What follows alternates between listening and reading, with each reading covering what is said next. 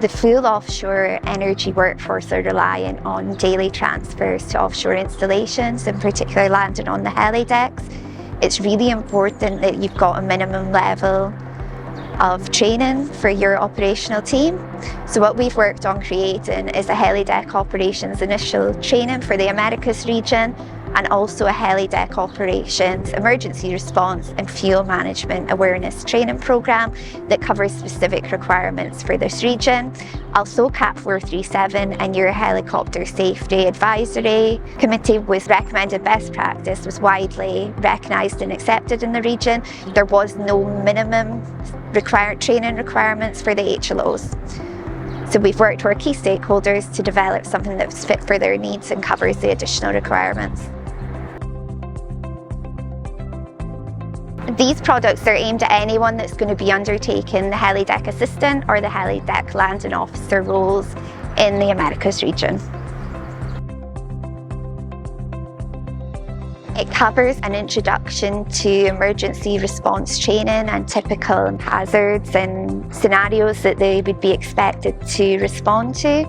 It also covers your helicopter refueling activities, so such as your daily sampling and your refueling.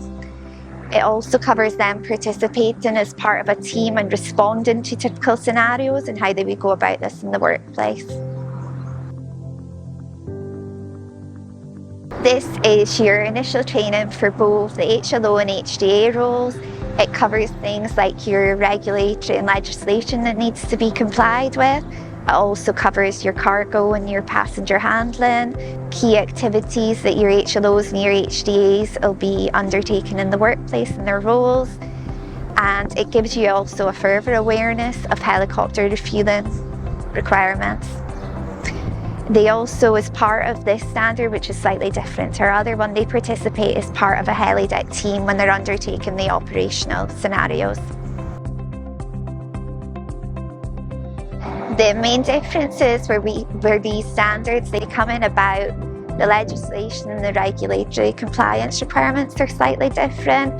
There's also some operational differences where it comes to your estimated time of arrival communications. For the Gulf of Mexico, this tends to be 20 minutes and 5 minutes. The main difference when it comes to assessment is that these individuals are being assessed as part of the helideck team. So there'll be 3 HDAs and one HLO moving through the different scenarios.